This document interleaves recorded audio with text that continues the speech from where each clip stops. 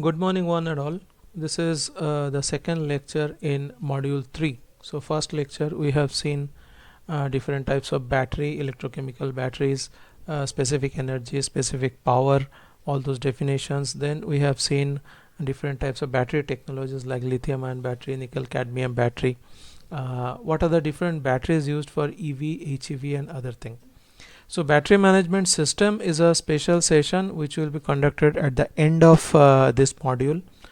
Today we are going to see another energy storage device, that is the secondary energy storage device or high specific power energy storage device, which is called as a ultracapacitor.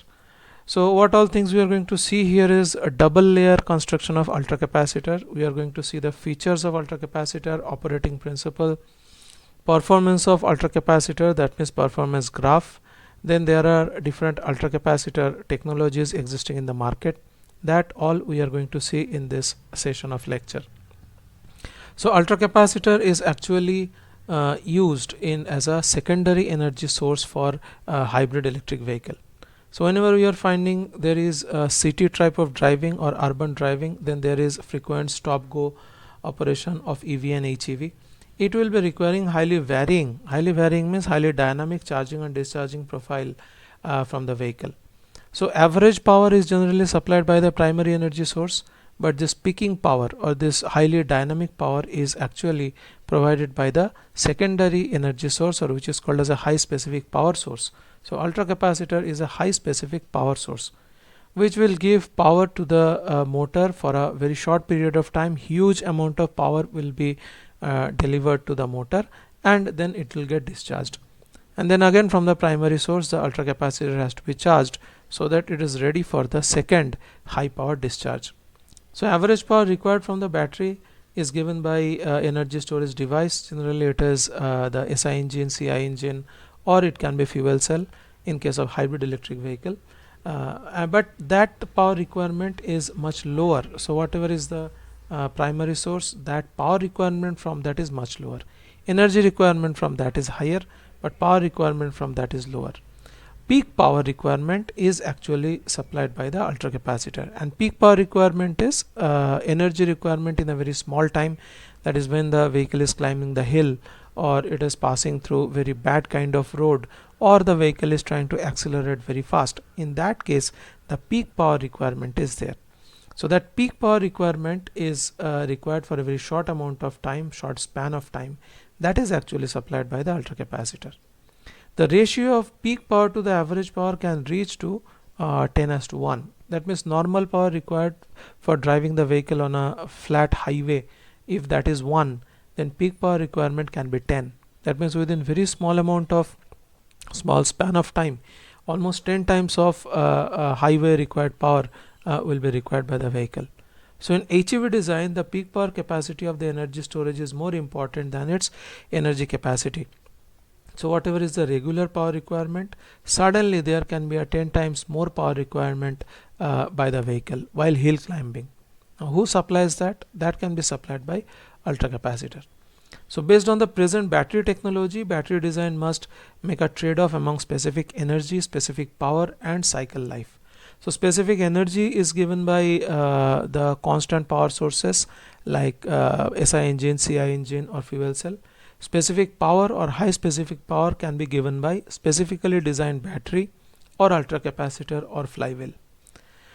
What is the main difficulty in ultracapacitor? So difficulty in simultaneously obtaining high values of specific energy, specific power and cycle life has led to some suggestions that energy storage system of EV and HEV should be a hybridization of high specific energy source and high specific power source. So ultracapacitor is a high specific power source. Energy source mainly batteries and fuel cell, or it can be SI engine, CI engine, but high specific power source can be the ultracapacitor. Power sources can be recharged from the energy source. That means the secondary source or ultracapacitor can get charged from the energy source, which can be simple engine. The power source that has received wide attention is ultracapacitor. So here is the basic construction of ultracapacitor. So one video from YouTube will be posted. So you are here finding that towards the extreme right and extreme left, these dark positions, they are called as current collectors, or they are made of metals. After that there are electrodes. Electrodes are generally activated carbon material, so these gray areas are electrodes. Then there is coming the main area or electrolyte solution area, which is actually potassium hydroxide, sulfuric acid, those kind of things. And this electrolyte solutions are actually separated by a separator, which is actually known as kapton. So this is actually the basic construction of general ultracapacitors. You have to explain all these things during exam. So this diagram you have to draw. So there are mainly four parts: metal, electrode, then there is coming the first coming the current collector, then coming the electrodes, that is actually activated carbon material, then there is coming electrolyte, and finally there is coming the separator. And here it is the ultracapacitor while it is in charging. So in charging, generally an external battery is connected to this ultracapacitor. So this charger can be a charging station, because whenever we are using EV or HEV, at that time there should be a charging station. So this charger can be charging station. And here in the left side you are finding this is positive. This positive is actually sending all the positive ions to this positive electrode, and through that it is sending it to the electrodes. Okay, so here you are finding all the positives are getting stored, and on the contrary in the left side you are finding all the negatives are getting aligned. Inside this electrodes also there are a lot of positives and negative ions. So as these are all positives in the left side, all the negatives are getting attracted to it, and here actually capacitor is formed in the left side. Similarly in the right side, as all the negative ions are stored in the activated carbon material or electrodes, all the positives from the electrolytes, they are actually getting aligned with all the negatives. So actually you are finding there are two layer of electrode, two layer of capacitors which is formed when the ultracapacitor is getting charged. So this is also called as a double capacitor theory. So it is called as an alignment of positive and negative charges, boundaries of electrodes and electrolyte solutions. All the positives and negatives are getting charged. So there are actually two capacitors formed. One capacitor in the left side with positive and this red negatives. Another is in the right side with all the negatives and these blue positives. So in the next slide we are showing it. So here you are finding what is called as a electric double layer. So this is one layer in the left side, this is another layer in the right side. So these are negative electrodes, this is positive electrode. Capacitor is still getting charged, so this is called as electrostatic force. So this diagram is called as electrical double layer capacitor, or is called as in short form EDLC. And this is ultracapacitor charging electric double layer capacitor. So in exam, if asked, you have to explain what is meant by electric double layer capacitor, which is very clearly shown in the next diagram. So here you are finding in the left side this is capacitor C1, because in the left side you are finding in this electrode and electrolyte, in the left side all the positive ions are stored, in the right side all the negative ions are stored, and between there is a dielectric material, okay, which is having the width of D.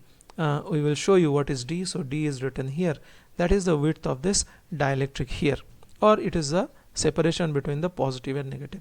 So there is created a capacitor C1 in the left side, there is created another capacitor C2 which is in the right side.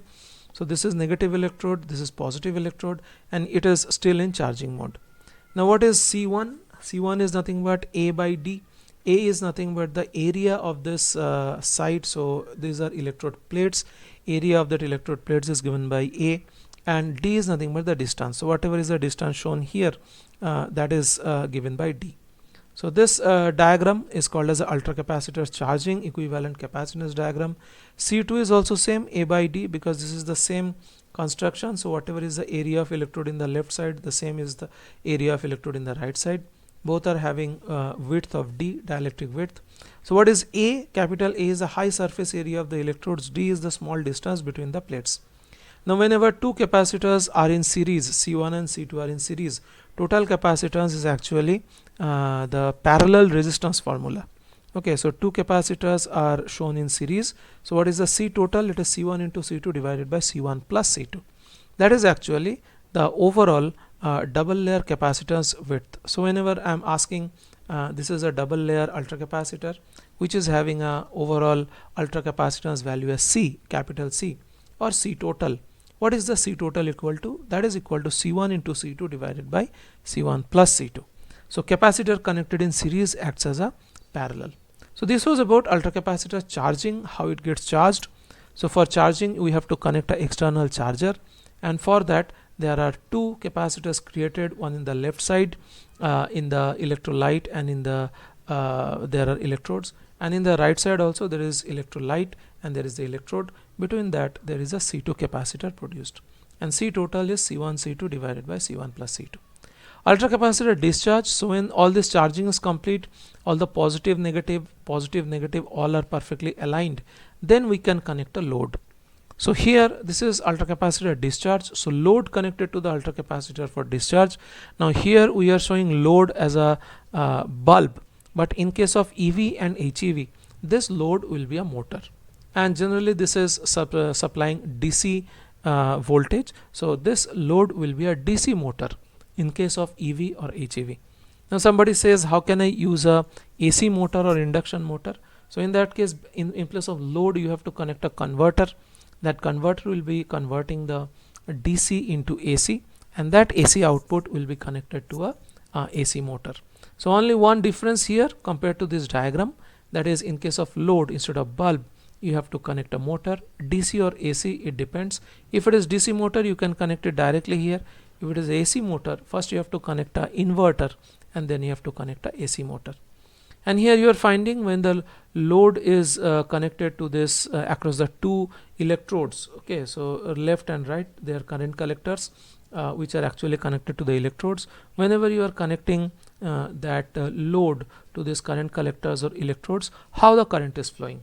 So here you are finding, in the previous diagram you have seen all the positive charges are stored in the left side of C1. So all these positive charges will be passing through this load and it will be going to the negative.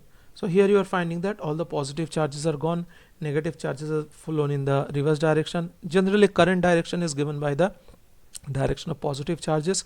So this positive and negative, they have got recombined, and now in the process of discharging, what we are finding is the ultracapacitor is losing its charges. And after the ultracapacitor is losing its charges, inside the electrolyte, all the positive and negatives again will be haphazardly placed like this. So the difference between the previous charging diagram like this, here you are finding inside the electrolyte all the positives and negatives are aligned as per the C1 and C2 capacitor.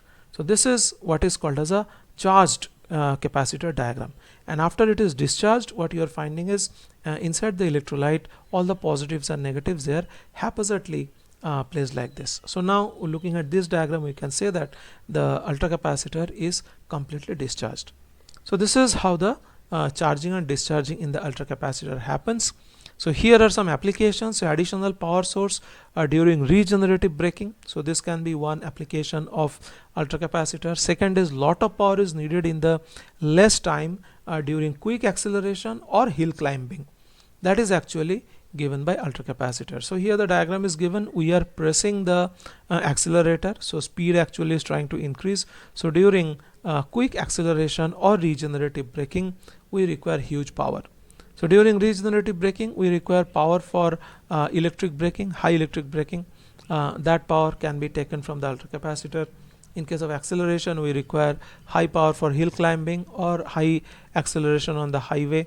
At that time, we require most of the time 8 to 9 times or 10 times power than the normal power for vehicle driving. So this time, all this very high specific power can be drawn from the ultracapacitor. So this is the, in short, how does the ultracapacitor charges, discharges, what are the applications. Now we are going for another question. It can be asked as a 10-mark question. What is actually the hybridization of energy sources? So from ultracapacitor we are coming back to the hybridization. We have discussed about it in the 4th module actually, but this is the 3rd module, so concept of hybridization comes here first. But as we have already done the 4th module, we know what is the concept of hybridization. So there are mainly two sources. Primary source is high specific energy source, secondary source is high specific power source. How we are combining them so that any steep road or any high acceleration challenge can be faced by us. So that concept comes first in the module 3. So this is the hybridization concept. So there are some 2-3 block diagrams. All of them we can ask in one question of 10 marks. So concept of hybrid energy storage it is actually coming in the module 3 for the first time.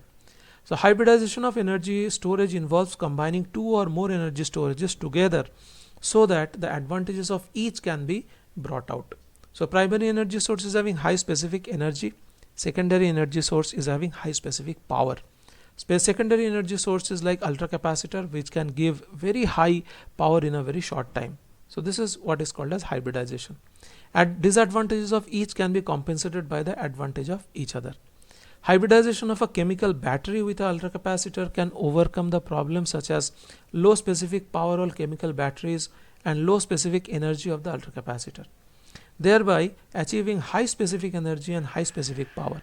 So generally we are seeing that batteries are having low specific power, but ultracapacitor is having high specific power. So that low specific power problem of battery can be overcome by ultracapacitor, provided battery and ultracapacitor are hybridized. So basically hybridized energy sources, they consist of two basic energy sources, one with high specific energy, another with high specific power. Ultracapacitor is having high specific power. Basic operation of hybridized energy system is illustrated here. So in high power demand operations such as acceleration, hill climbing, both the basic energy storage deliver their power to the load. So here you are finding the high specific energy source, which can be battery, which can be fuel cell, which can be SI engine, CI engine. So high power demand is there, it can supply the high power. Second is high specific power storage, which can be ultracapacitor. Together actually they are giving power to the power converter. Power converter is giving power to the load. So load means nothing but the wheels. So this is what is called as a hybrid powering, and whenever high power demand is there, at the time hybrid powering can be used. Concept of hybrid energy source. So here high specific energy storage is there. So this can be SI engine, CI engine. Whenever we are finding that the vehicle is on the highway, at that time 80% of the energy is given to the load for driving the vehicle, and 20% of the energy is given back to the secondary source to charge the secondary source or ultracapacitor. So this is another mode which is called as a power split. So previous mode we found it is high power demand, so both the sources together they are sending the power to the load. In the second case it is not high power demand, it is less power demand, but in that case there is another work apart from driving the vehicle, that is we are actually charging the secondary storage, which is a high specific power storage. So high specific energy storage is doing the two things. 80% of the power is given to drive the load, 20% power is given back to the high specific storage. There is another situation when the vehicle need not be driven, so vehicle can be static, but the secondary source has to be charged as soon as possible. So in that case no power is given to the load, vehicle is at the stop situation.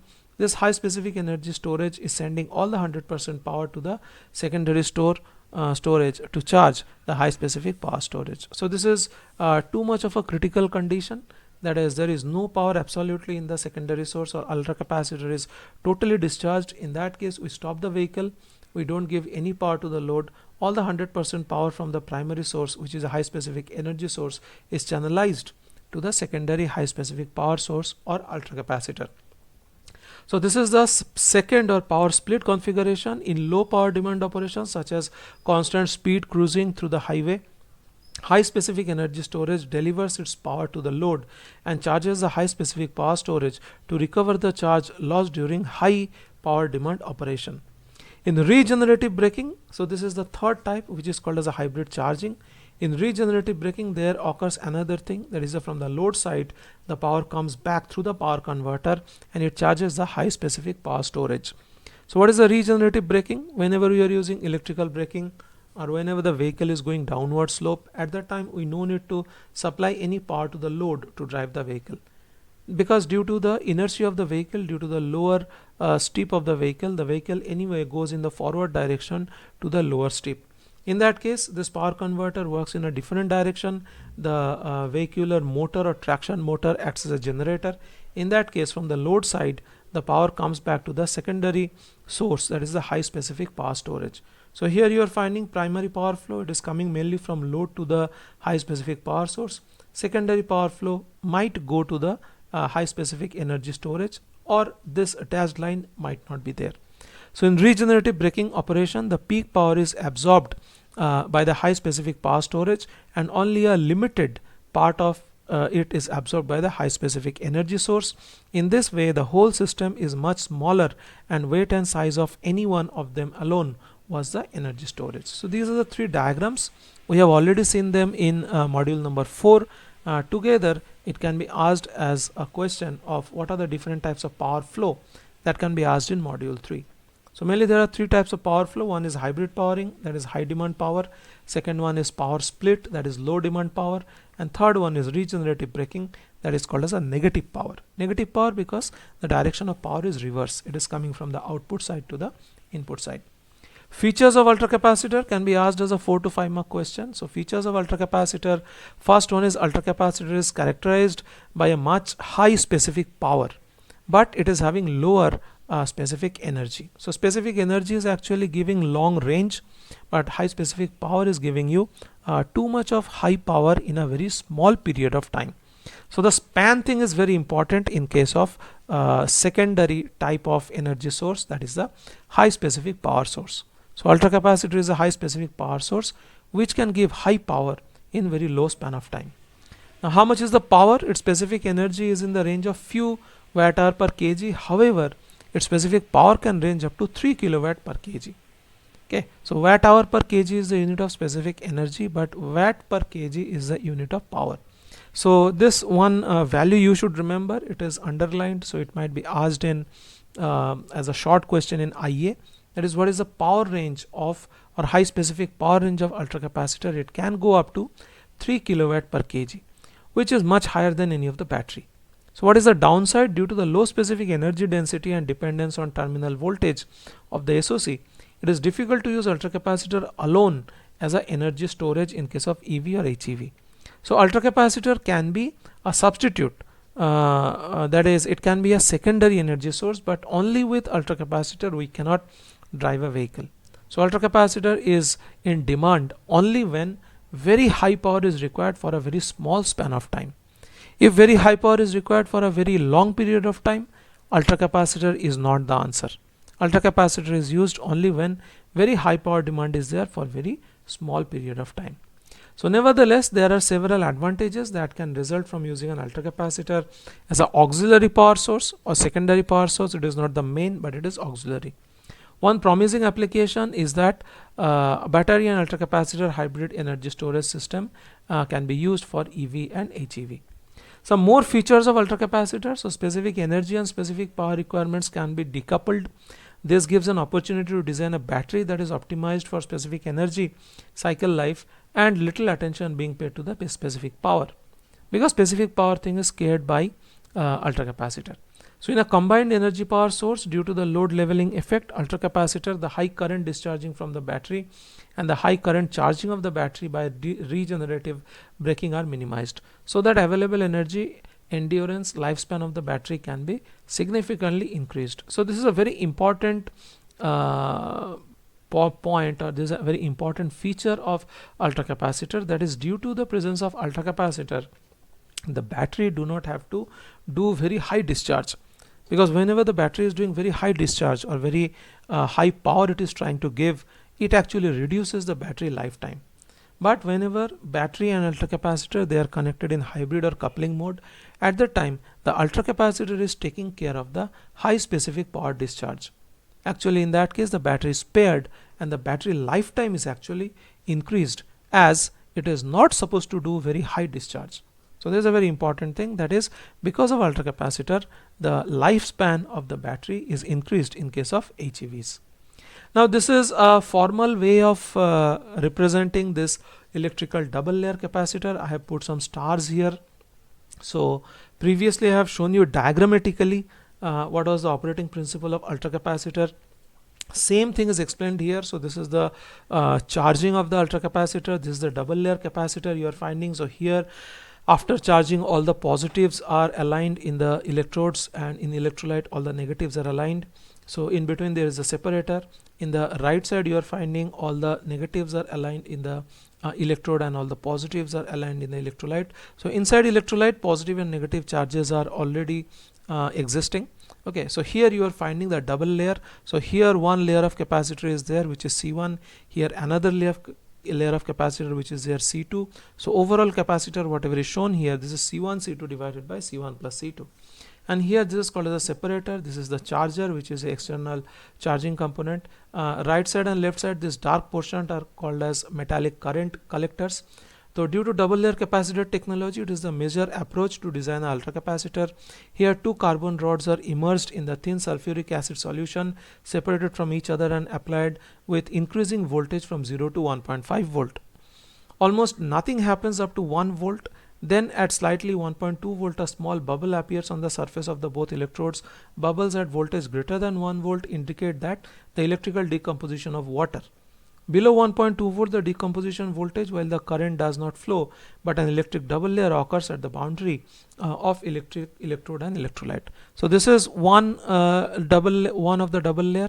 This is the second double layer. So they are called as the capacitor is charged now. Okay, and then we remove this charger and we can connect the load here. So load can be motor, load can be electric bulb and anything. So the electrons are charged across the double layer and the capacitor, and electrical double layer works as an insulator only below the decomposing voltage. So decomposing voltage is 1.2 volt. So the stored energy E cap, so capacitor energy, this can be a short question. Capacitor energy is equal to half CV square. What is C? C is the capacitance in Faraday, and C is equal to C1 into C2 divided by C1 plus C2. So this can be asked as a short question in a numerical. So how much is the stored energy? It is half CV square. V is the applied voltage, whatever we are applying here. C is nothing but C1 C2 divided by C1 plus C2. V is the usable voltage in volts. So here we are saying that we are giving 1.5 volt as the charging voltage. So in that case, V can be used as a 1.5 volt, and this C is actually a culmination of C1 and C2. Now here some operating principles and some you can say specifications given for ultracapacitor. So we are finding capacitor E cap, that means how much is the charged voltage, how much is the overall EMF of the ultracapacitor, that is half CV square. C is the capacitor, V is the supply voltage. Up to now a capacitor rated voltage has been 0.9 volt per cell. With non-aqueous electrolyte it is 2.2 to 3.3 volt each cell. You don't have to remember it, just know how much are the ranges. Merit in using electric double layer in place of plastic or aluminum oxide films in capacitor. Since the double layer is very thin, as thin as one molecule with no pinholes, the capacity per area is quite large. So this is the advantage of electric double layer. This we have to remember. That is, what is the advantage of electric double layer? It can give you high capacitor. So the capacity per area is quite large. It can be 2.5 to 5 microfarad per centimeter square. So this is one question which can be asked in the IA as a short question. What can be the capacitance value of the ultracapacitor? So it is not the overall capacitor value. It is a function of what is the area of the ultracapacitor per plate. So it can be 2.5 to 5 microfarad per centimeter square. So if I say it is 5 centimeter square area, in that case total capacitance will be 5 into 5, that is 25 microfarad. So this value you have to remember, which is 2.5 to 5 microfarad per centimeter square. So to increase the capacitor value, activated carbon electrodes are made very large. The surface area can be 1000 to 3000 meter square per gram. This is another specification. No need to remember, just know this. So the energy density of this capacitor is far smaller than that of the battery. So energy density is less, but power density or specific power value is very high in case of ultracapacitor. Performance of ultracapacitor, here you are finding there is a equivalent circuit. So in this equivalent circuit, RS is the internal resistance or source resistance, RL and C, IL, they are all internal components of ultracapacitor. VC is the capacitor voltage, VT is the terminal voltage. So VT is actually the voltage which is given to the load by the ultracapacitor. So this slide can be asked because this right side is the ultracapacitor model. Let us just go through this slide. Here it is star marked. So ultracapacitor performance is represented by terminal voltages VT, and there are mainly three performance parameters. Number one, the capacitance itself, which is given by C. Here there is a capacitance, electric potential is VC, that means across this voltage is VC, but you are finding terminal voltage as VT. So VT and VC, they are not same. VT is little less than VC. Second one is the series resistance RS. So every ultracapacitor is coming with a series resistance RS. And third one is the dielectric leakage resistance, which is called as a RL. So across capacitors, generally this RL value should be infinite. But we are finding for every capacitor there is some leakage resistance through which the charge gets recombined. That is what is called as a leakage resistance, which is given by RL. Okay, it's very high value, that means leakage current is very small, but then also it is existing, RL. Okay, and the terminal voltage of the ultracapacitor during discharge can be given as Vt is equal to Vc minus I into Rs. So whatever is the charged voltage of the ultracapacitor Vc, from there I into Rs is the drop across the source resistance. So Vc minus I into Rs, that is the voltage which is appearing across terminal. So this is the terminal voltage Vt, which is equal to Vc minus I into Rs. And this dVc dt means the rate of change of voltage with respect to time.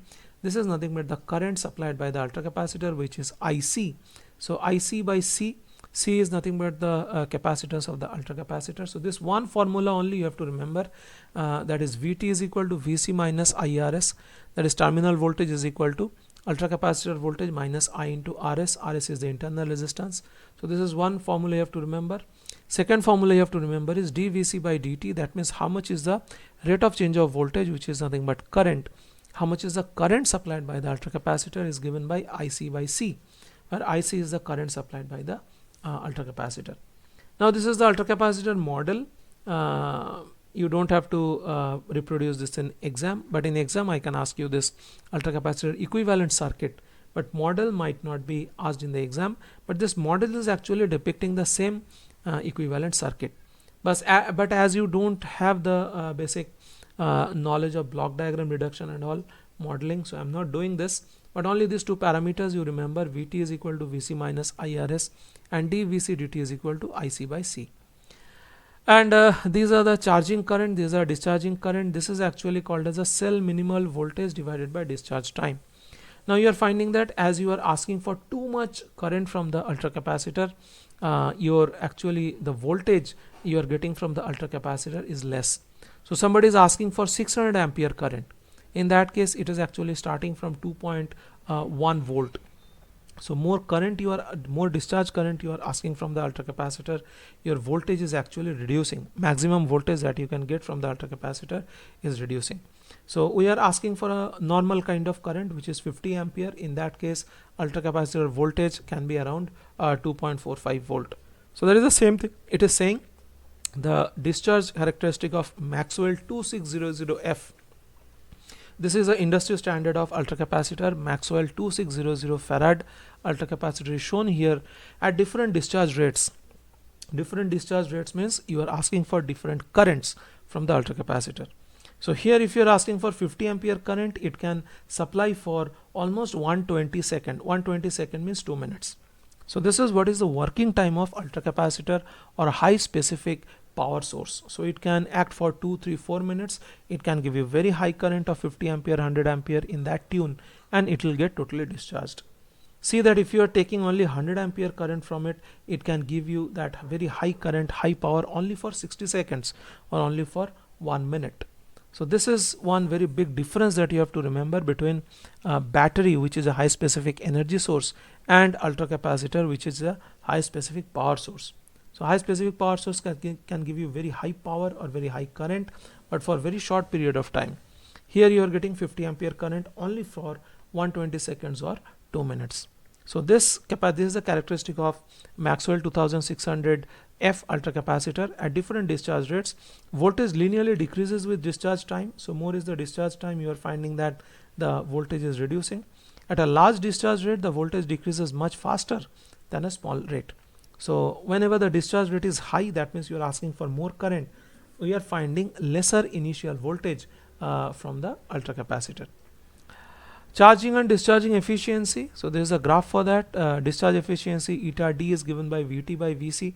Vt is the terminal voltage, Vc is the ultracapacitor voltage, and charging efficiency is ultracapacitor voltage by terminal voltage. So just see the graph. This is how you are charging. So if you are charging with 50 ampere, in that case actually this is the discharge efficiency, and x-axis is the terminal voltage.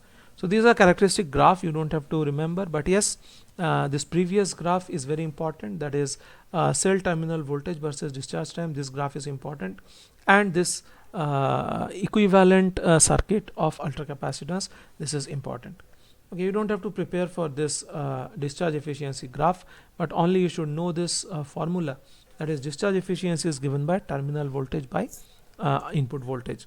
We know output by input is actually efficiency. So whenever you are talking about ultracapacitance, terminal voltage means what voltage is connected to the motor, that is given by Vt, or Vc is nothing but the ultracapacitor voltage. So Vt by Vc is actually the discharge efficiency. Ultracapacitor efficiency, so there are many formulas. EC is equal to half C Vc square, it was already given to you.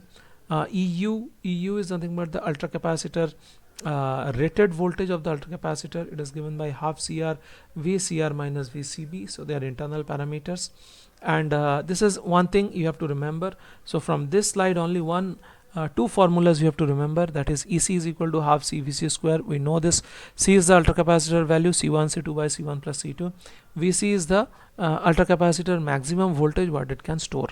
And what is the SOE? What is the full form of SOE?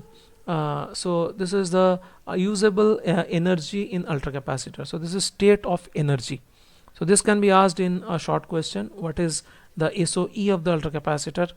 This is given by 0.5 C Vc square divided by 0.0 C VCR square. Okay, so whatever is a CR you can find out in the previous diagram, that is CR is the internal resistance of the ultracapacitor. So this is Vc by VCR square, or also it is given by 0.5 C Vc square divided by 0.5 C VCR square. So SOE is nothing but Vc square divided by VCR square.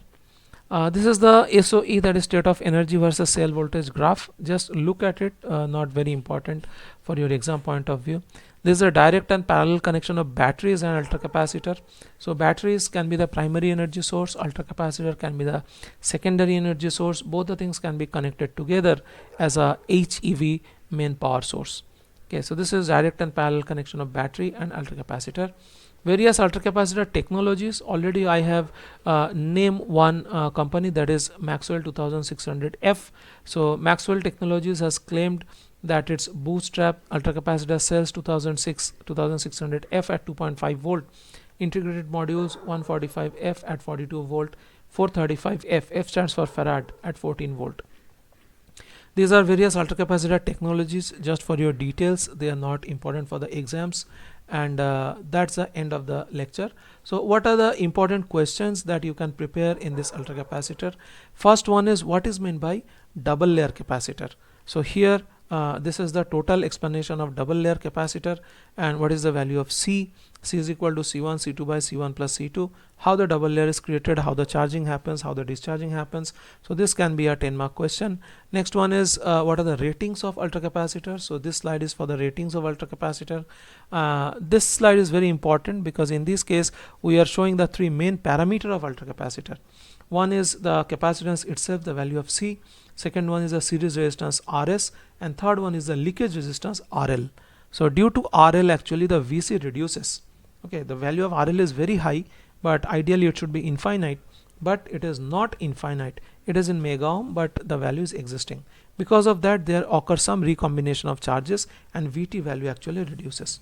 From this slide you have to remember two equations, that is Vt is equal to Vc minus IRS, and the current that is supplied by the ultracapacitor is dVc dt, 1 by C into IC. Then you have to remember this graph, that is discharge graph of ultracapacitor, and finally you have to go back to towards the previous slides, and you have to remember what are the features of ultracapacitor. So there are 7 or 8 points which are given, that ultracapacitor can be used as a high specific power source, and what are the advantages, disadvantage of ultracapacitor, that also you have to prepare. And for all this, whenever you are studying the hybrid energy sources, these three configurations you have to remember and you might have to explain. So that also can go for a 10-mark question. That is, first one is the hybrid powering, second one is the speed powering, third one is the hybrid charging or regenerative braking. And the final question, that is what is double layer capacitor, and show the double layer capacitor and how much is the capacitor value. So here you are finding C1 and C2, both are having the dielectric width of D, and overall ultracapacitor C value is C total C1 C2 divided by C1 plus C2, and whatever is the energy in the ultracapacitor, E cap is equal to half into CV square, where V is the voltage stored in the ultracapacitor. So that's all from my side as far as ultracapacitor is concerned. We are going to see the next characteristic of our next supply storage technology, that is the ultra high speed flywheel. It's also called as a mechanical battery. So we are going to study the ultra high speed flywheel characteristic in our next lecture. So that's all from ultracapacitor today. Thank you for your time.